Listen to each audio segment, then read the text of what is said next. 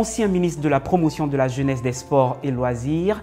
Il est également cadre, et non des moindres, des forces nouvelles. Député maire de la commune de Fresco, Alain Lobognon est notre invité. Alain Lobognon, bonjour. Bonjour. Bien avant d'entrer dans le vif du sujet, nous allons revenir sur un récent événement qui s'est déroulé à l'aéroport Félix Houphouët-Boigny d'Abidjan. Une brève interpellation alors que vous vous rendiez pour une mission parlementaire en Haïti. Que s'est-il réellement passé et quel est votre sentiment personnel là-dessus? Merci de me donner l'occasion de m'exprimer pour la première fois au sujet de ce qu'on appelait interpellation au niveau de l'aéroport Félix Houphouët-Boigny.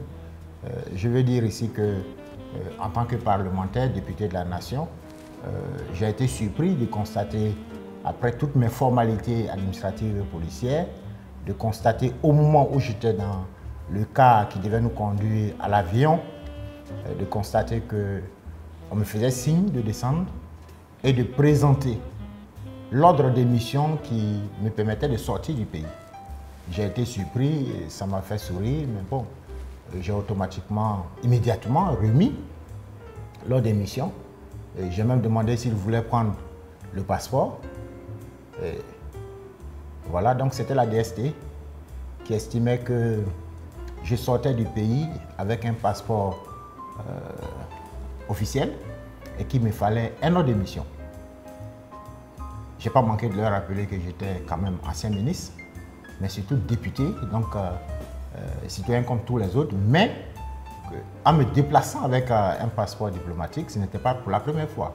Ce n'était pas la première fois, ce n'était pas également la dernière fois, et je ne comprenais pas, alors que je n'étais frappé par aucune interdiction de sortie du pays, qu'on puisse m'interpeller au moment où je m'apprêtais à embarquer. Donc, ils sont allés faire le contrôle. L'un des policiers qui était là n'a pas manqué de dire que c'est des instructions, mais que le ministre m'autorisait à poursuivre le voyage.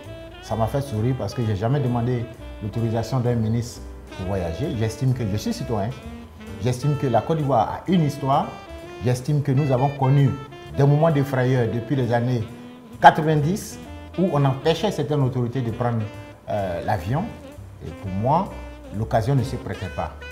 Après donc ce contrôle, on m'a remis mon passeport et j'ai continué le voyage. Vous êtes très actif sur Twitter, vous vous êtes exprimé. Nous aimerions savoir quel est votre sentiment personnel sur cette brève interpellation. Écoutez, je vais vous dire que j'ai choisi en 1994 d'intégrer le RDR à l'appel de Jenny Kobenan pour une seule raison. Le RDR devait être un parti libéral. Et quand on parle de libéralisme, ici c'est le respect des droits. Donc les questions de droits de l'homme, j'en fais vraiment une préoccupation au quotidien, un combat au quotidien. J'estimais que ma liberté d'aller et de venir n'avait pas à être remise en cause par la police, fût-elle la DST. Dans tous les cas, il y a d'autres citoyens qui sont concernés. Il faudrait que la DST comprenne que la Côte d'Ivoire n'a pas besoin de ça. Et ceux qui sont derrière la DST doivent comprendre qu'en tant que citoyen, en tant que militant ayant milité pour les droits de l'homme, pour le respect des droits, je ne peux pas accepter. Et vraiment, si c'est à recommencer, je vais dénoncer. Et si je dois renoncer à mon voyage, je vais renoncer à tout voyage. Mais j'estime qu'il y a des limites à ne pas franchir. Quand on empêche un citoyen de prendre un avion, je pense qu'on va vers la dictature. Vous estimez que c'est une bavure? Je n'estime pas que c'est une bavure, j'estime que c'est aller trop loin. J'estime que ce n'est pas normal. Parce que je ne suis pas recherché. Et si bien même j'étais recherché, on aurait dû me le notifier. Quand même, étant cadre des forces nouvelles, vous avez eu vent certainement de ce qu'on va appeler acharnement contre certains proches de Guillaume Soro qui étaient frappés par une interdiction de sortie du territoire ou par une mise en observation. Vous avez quand même eu vent de ce fait. J'estime que s'il y a des mesures d'interdiction, on doit convoquer les citoyens et discuter avec eux. Ici, je suis député. Est-ce qu'il y avait une fiche déposée au niveau de la DST qui faisait de moi un citoyen fiché? Je ne sais pas quelle est fiche rouge ou bien fiche noire, mais on aurait dû me le dire. Parce que j'estime que la Côte d'Ivoire n'a pas besoin de ça. La Côte d'Ivoire n'a pas besoin de ça. Je suis force nouvelle, jamais je ne renoncerai. C'est mon histoire. Et j'estime que nous avons notre part dans la mise en place des institutions. Ça, on ne peut pas m'interdire de le dire parce que ça fait partie de l'histoire.